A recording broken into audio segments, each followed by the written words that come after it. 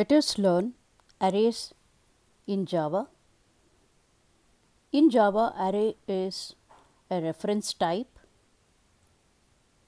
Let us see how to create an array. So here I am creating an integer array and I am saying int array of with square brackets without the size.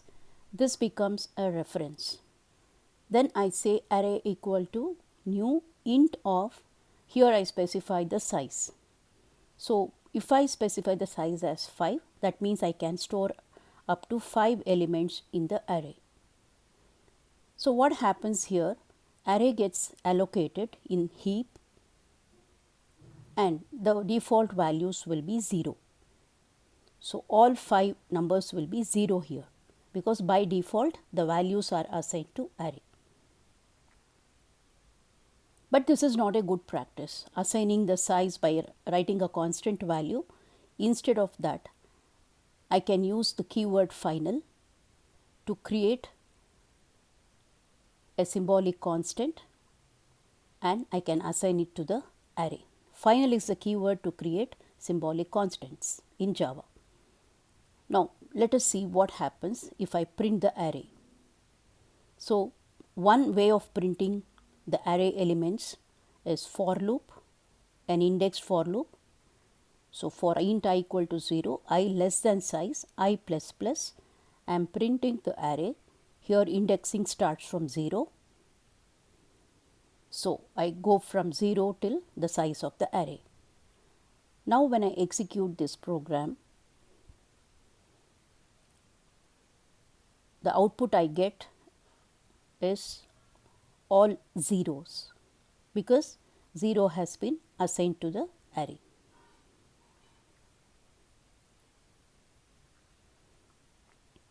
Let me take one more array, array 1.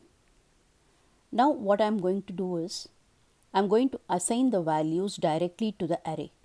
This is another way of creating an array in Java. Without using the new operator also you can create an array like how I have done here. Now in order to print this array, if I say system.out.print and give the name of the array, it prints the hash code of the array.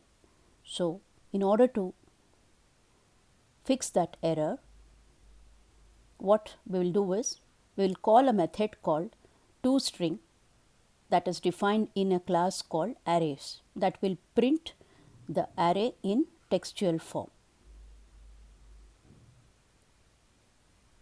Arrays is a utility class defined in the collection framework. ToString is a method that converts the hash code or the object type to a string and prints the array in a readable form.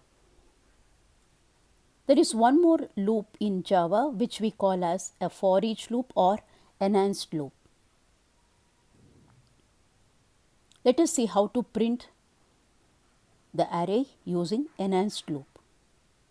I write for int is the type, I specify a reference here and the name of the array, that's it. I don't have to write any condition here. This is like an iterator. So when I say int num and the array, name of the array, and I can print the num directly here. If I print num, that is nothing but the element that is stored in the array. Here I don't have to use the index. But observe the syntax here.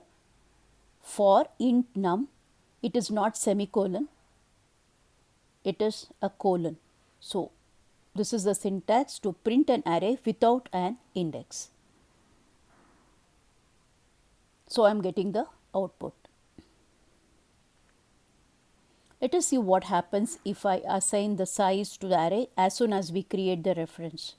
This gives a compilation error. This is a very common question that is asked in some interviews or in certification exams. So this is not a valid statement if you are specifying the size while creating the reference itself. But I can always swap the square brackets. Either I can use it with a reference name or with a type name. Now let us do one more small change in the program. So what I have done here, array 1 equal to new int of 4. I am assigning one more array here. So what happens to the previous, the array elements that I had created, that goes for garbage collection, because array is stored in heap in Java.